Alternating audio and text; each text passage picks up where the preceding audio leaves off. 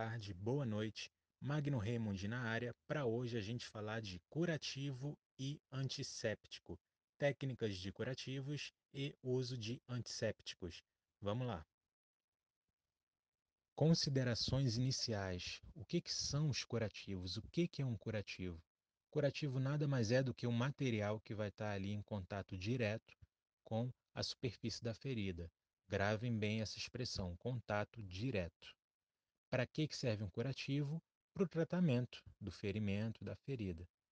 Curativo versus bandagem, qual a diferença?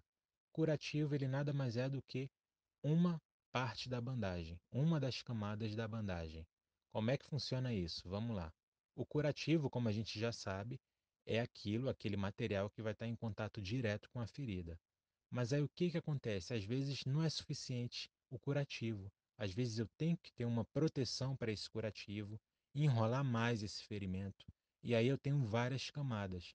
Nesse procedimento em que eu faço várias camadas sobre o ferimento, eu tenho a formação da bandagem.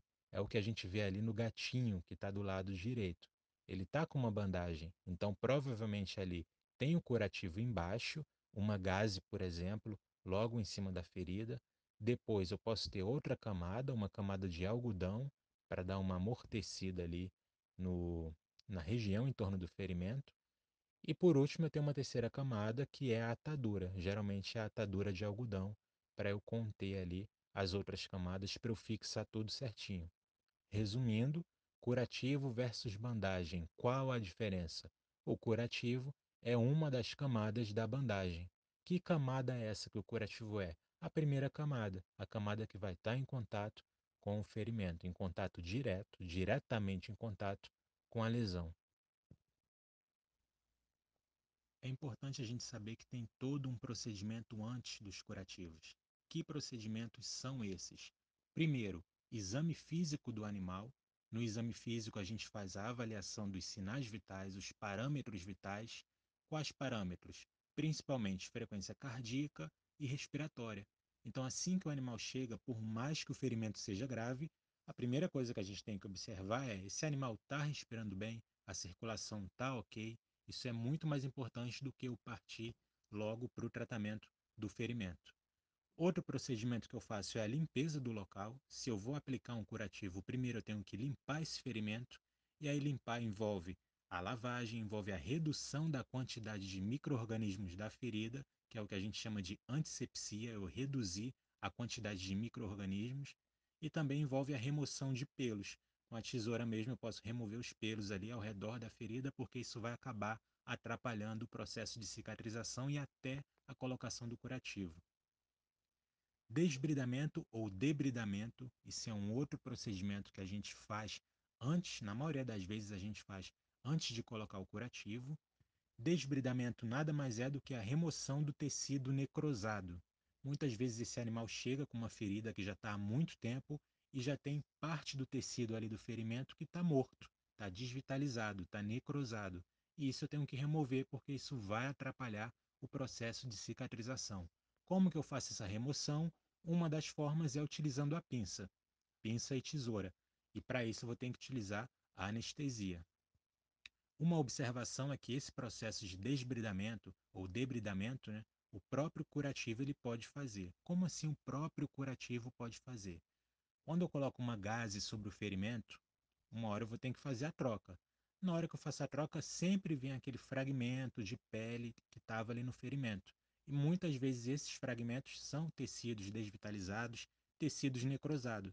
Então, quando eu faço isso, eu estou fazendo a remoção de tecido morto, de tecido necrosado, e essa remoção está sendo feita por quem? Pelo curativo. Então, concluindo, esse processo de desbridamento, debridamento, isso eu posso fazer antes de colocar o curativo, mas o próprio curativo também tem essa função. Tipos de curativos.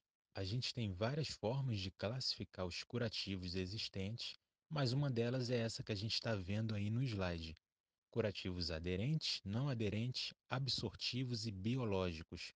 Curativos aderentes, o próprio nome já diz, né? Um curativo que vai aderir, que vai grudar numa superfície.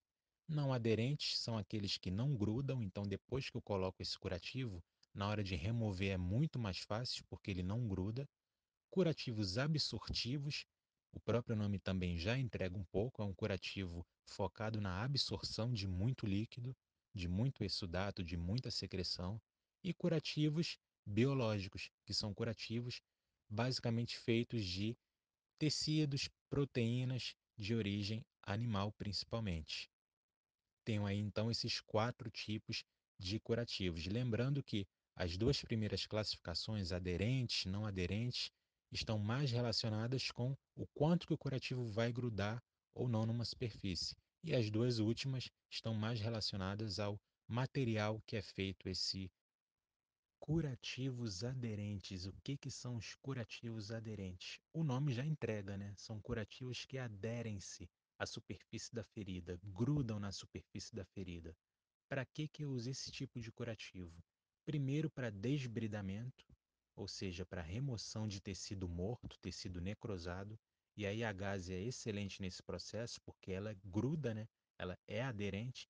E aí nisso que ela gruda, quando eu vou remover a gaze no momento da troca do curativo, ela vem com muito tecido necrosado junto. E isso é bom, essa remoção de tecido necrosado, para eu conseguir fazer um processo de cicatrização mais rápido. Outra função dos curativos aderentes é a absorção, né? A gaze também é excelente nesse processo, para absorver todo o líquido, toda a secreção, o exsudato que é liberado ali pela ferida. Quando que eu uso esse tipo de curativo? Durante a fase inflamatória, lá no início da cicatrização, que é justamente onde eu tenho que remover o tecido necrosado e também remover o líquido, o exsudato que é liberado na ferida. Ali embaixo, só repetindo, a gente tem a imagem de uma gaze e do lado também essa gaze sendo utilizada como curativo. Lembrando que na imagem ali onde está o curativo no animal, a gaze é só aquela porção central, mais branquinha, ali enroladinha. O resto foi o que utilizaram para conter essa gaze no lugar, para conter essa camada primária ali no lugar. Esses curativos aderentes que a gente viu no slide anterior, a gente pode dividir em três grupos: curativo úmido seco, curativo seco seco e curativo úmido úmido. Vamos lá. O que é o curativo úmido seco? Eu coloco a gaze úmida e deixo ela sobre o ferimento até secar. Por isso, úmido seco. O curativo ele começa úmido e depois ele fica seco. Quando que eu vou usar esse curativo úmido seco? Para feridas que não são nem muito úmidas e nem muito secas. Ferida meio a meio, então eu vou utilizar também um curativo meio a meio, nem muito úmido, nem muito seco. É um curativo que vai fornecer um pouco de umidade no começo, mas não precisa ficar aquela umidade constante, então eu posso deixar ele secar tranquilamente, porque a ferida não está muito seca. Segundo tipo, curativo seco-seco. Nesse curativo, eu vou utilizar somente a gaze seca. Para que eu utilizo um curativo desse, com a gaze totalmente seca? Em feridas que têm um excesso de exsudato, um excesso de líquido. Então, eu vou precisar desse curativo seco para absorver melhor aquele líquido que está sendo extravasado da ferida. Por último, eu tenho o curativo úmido-úmido. A gaze ela vai ser mantida úmida, então de tempos em tempos eu coloco um pouco de umidade ali na gaze para manter o ferimento úmido. Quando que eu vou utilizar isso? Para feridas com tecido necrótico seco. Então é aquela ferida que além de tecido morto, esse tecido morto está desidratado. E aí eu vou precisar de um curativo que fique sempre úmido. É o curativo úmido-úmido. Lembrando mais uma vez que o curativo faz parte da bandagem. Então, na maioria dos casos, em muitos casos, em torno desse curativo inicial, eu vou ter algodão, vou ter uma bandagem, vou ter uma atadura para fixar esse curativo e também para absorver maior quantidade de líquido, de exsudato, se for o caso. Curativos não aderentes. O que são esses curativos não aderentes? O nome já entrega, né? É um curativo que não vai aderir à superfície, não vai grudar. E isso é muito bom, né? Para que eu uso um curativo desse? É bom porque ele vai evitar danos no tecido. Quando que eu vou usar isso? Na fase proliferativa da cicatrização. Na fase em que está proliferando bastante célula, célula epitelial, célula da pele que começa a se formar, e aí eu não quero perder esse tecido novo que está se formando. Se eu utilizar ali um curativo que gruda, quando eu for trocar esse curativo, ele vai arrancar aquele pouquinho de célula que começou a se formar, aquele pouquinho de tecido que começou a aparecer. Como eu não quero isso, eu uso um curativo que não gruda muito. E aí nas imagens a gente tem dois exemplos. O primeiro, a gaze parafinada, que nada mais é do que a gaze impregnada com um derivado do petróleo, que é a parafina, e ao lado, do lado direito, a gente tem o hidrocoloide, que já é um curativo um pouco mais de aspecto gelatinoso. Os curativos não aderentes também podem ser divididos em grupos. Aqui no slide a gente está vendo dois grupos: curativo semi-oclusivo e curativo oclusivo. Lembrando que a palavra oclusivo significa fechado.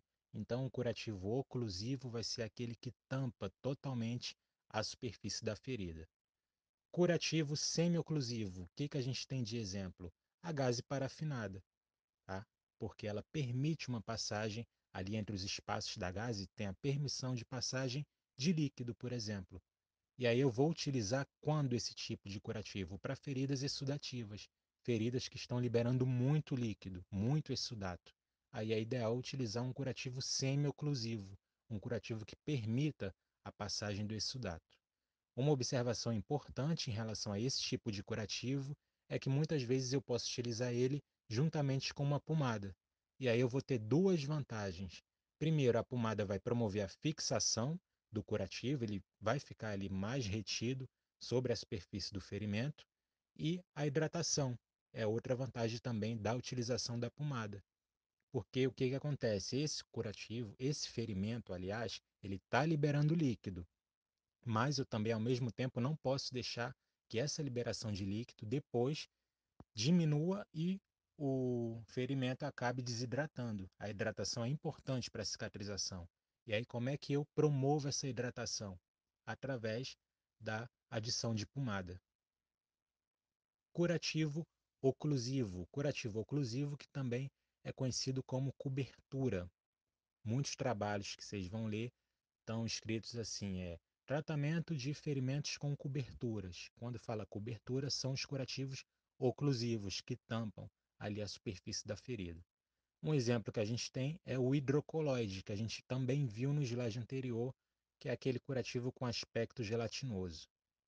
Quando que eu vou utilizar um curativo oclusivo? Para feridas com o mínimo de exsudação, feridas que estão liberando pouco líquido, então não vai ter problema eu utilizar alguma coisa que tampe ali a superfície da ferida. Outra característica é que os curativos oclusivos, né, as coberturas, permitem maior tempo entre as trocas. Quando eu utilizo uma gaze, por exemplo, eu tenho que trocar 2, 3 vezes por dia esse curativo, mas com essa cobertura não. Aqui nesse slide a gente observa o tratamento de um ferimento no membro pélvico, na pata traseira de um cão, feito com hidrocoloide. Ali na primeira imagem a gente tem o ferimento inicial, depois a gente tem a colocação do hidrocoloide na segunda imagem, da esquerda para a direita. Na terceira imagem a gente já tem um resultado depois de 7 dias, então observem a diferença, como que é eficiente essa cobertura hidrocoloide. Depois de 7 dias já reduziu bastante, já não tem aquela exposição óssea que a gente viu ali na primeira imagem. E aí depois vai progredindo, né, para melhora esse ferimento. E a última imagem que a gente tem ali é o aspecto que fica o hidrocoloide durante a troca, depois que ele fica alguns dias, tá? Cria esse material ali com esse aspecto. Curativos absortivos. O próprio nome também já entrega mais ou menos do que se trata, né? São curativos feitos com materiais com alto poder de absorção, curativos que vão absorver bastante exsudato, bastante secreção, bastante líquido. Para que eu uso esse tipo de curativo? Para o controle, para a retenção do volume de líquido que é liberado. Então, até aí, tudo bem tranquilo. Quando que eu uso esse tipo de curativo? Geralmente é para ferida que sofreu alguma contaminação e essa contaminação desenvolveu uma infecção. Geralmente isso ocorre no início da cicatrização. E aí eu vou ter muito líquido sendo liberado, muita secreção por causa dessa infecção, e aí é essencial eu usar esses curativos absortivos. Exemplos desse tipo de curativo. A gente tem ali da esquerda para a direita, primeiro a gente tem o alginato de cálcio, e aí ele tem esse aspecto de esponja. Depois a gente tem a espuma de poliuretano, que vocês estão vendo aí no meio, na imagem do meio, tem um aspecto de espuma. E por último a gente tem a solução salina 20%.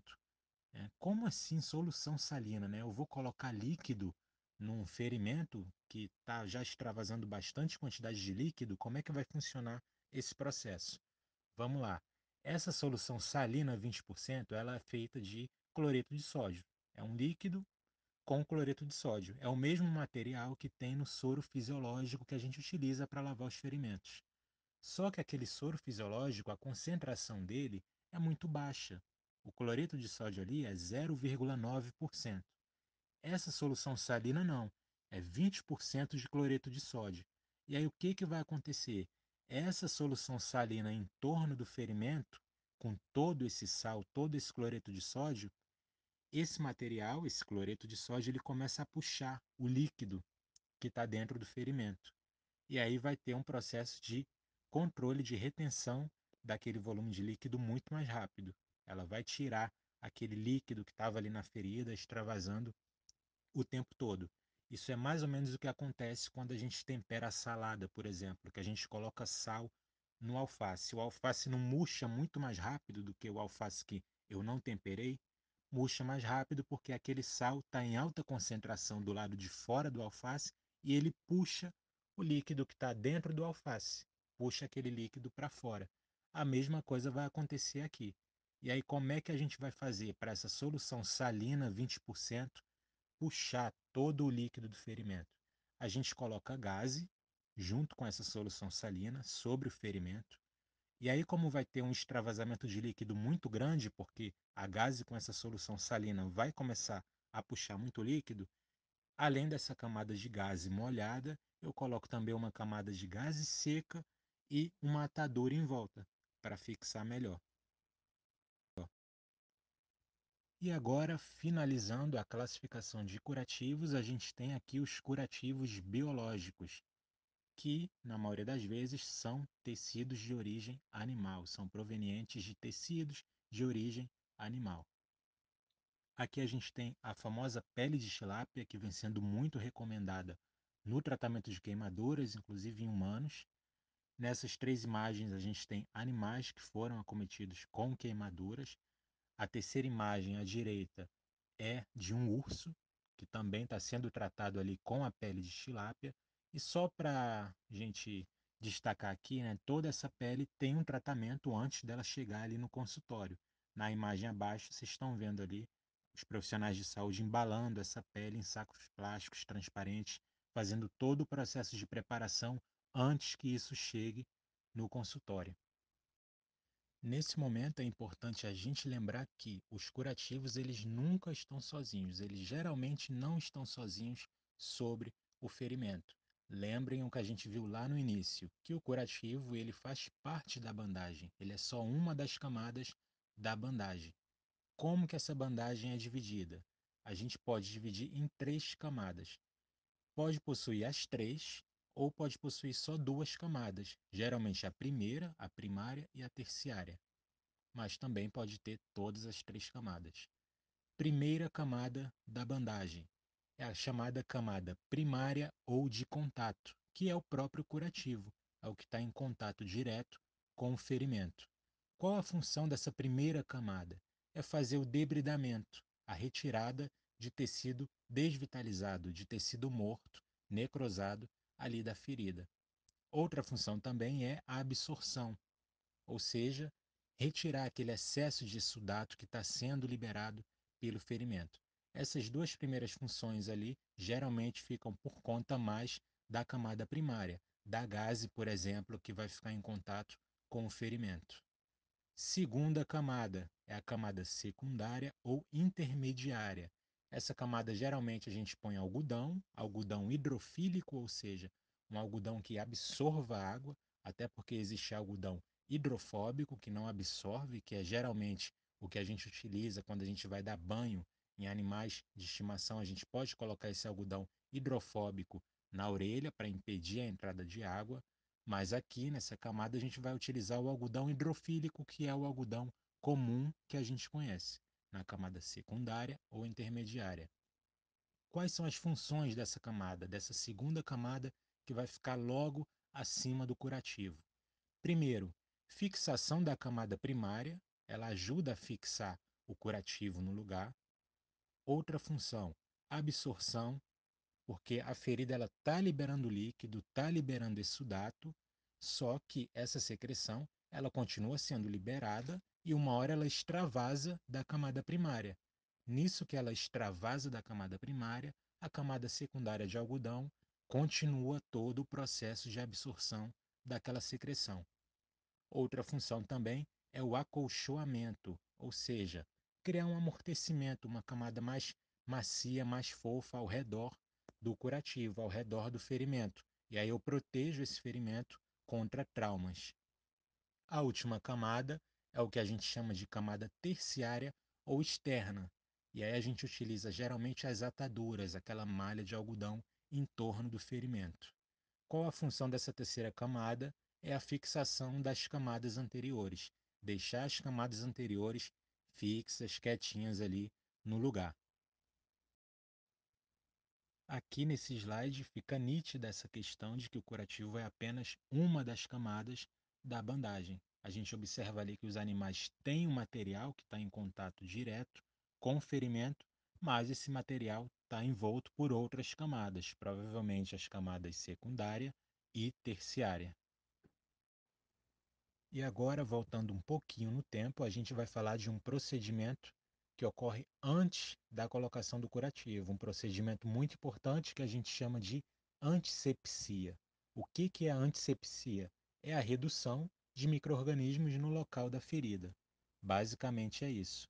O que eu vou fazer para reduzir essa quantidade de micro-organismos? Eu vou utilizar os antissépticos, substâncias líquidas chamadas antissépticos. Quais são os antissépticos mais comuns na medicina veterinária? São dois: a solução de clorexidina e a solução de iodopovidona. Comparando esses dois antissépticos, que podem ser utilizados ali no processo de limpeza do ferimento e também junto com a gase, a gente chega à conclusão de que a clorexidina ela é melhor que o iodo, por quatro motivos. Primeiro, ela tem um maior poder antimicrobiano, ela mata mais bactérias do que o iodo, mais micro-organismos do que o iodo. Tem uma alta atividade residual, então depois que eu coloco a clorexidina, ela age por muito mais tempo do que o iodo, aquele resíduo que fica ali no ferimento age por muito mais tempo. Tem uma baixa toxicidade, é muito mais fácil o animal sofrer uma intoxicação pelo iodo do que pela clorexidina. E outra vantagem é a baixa absorção sistêmica, ou seja, espalha com menos facilidade no organismo. E aí eu tenho um menor risco de intoxicação por essa substância, pela clorexidina. Ali no finalzinho eu coloquei, e o álcool 70, que é tão famoso, a gente vê bastante ali na clínica veterinária, é indicado para o tratamento, para limpeza de ferida, para antisepsia de ferida? Não é indicado, não é o mais indicado, porque o poder dele antimicrobiano é muito mais baixo que essas duas substâncias que a gente comentou. Muito mais baixo que a clorexidina, muito mais baixo que o iodo. Então eu posso utilizar o álcool 70 mais para outros procedimentos, como a limpeza mesmo do local, onde eu vou fazer uma coleta de sangue, por exemplo. Aqui a gente tem algumas imagens com o uso de antissépticos, tá? As duas imagens superiores são de momentos pré-cirúrgicos. Então ali não é um ferimento que o animal está tratando, é um momento pré-cirúrgico antes do início da cirurgia que a gente faz a antissepsia. Aquele líquido ali marrom e que depois na outra imagem já está um pouco mais amarelado é o iodo. E embaixo a gente tem outra imagem de uma ferida sendo lavada. E aí está assim a questão: lavagem ou antisepsia? Por que a gente tem essa pergunta ali sobre essa imagem? Porque durante a lavagem eu posso simplesmente só lavar, só fazer a limpeza. Então eu uso o soro fisiológico, por exemplo, mas também eu posso aproveitar esse momento de lavagem, de limpeza, para fazer antisepsia. Então, além de eu jogar o soro fisiológico, eu posso colocar ali um antisséptico, a clorexidina, misturado com o soro fisiológico.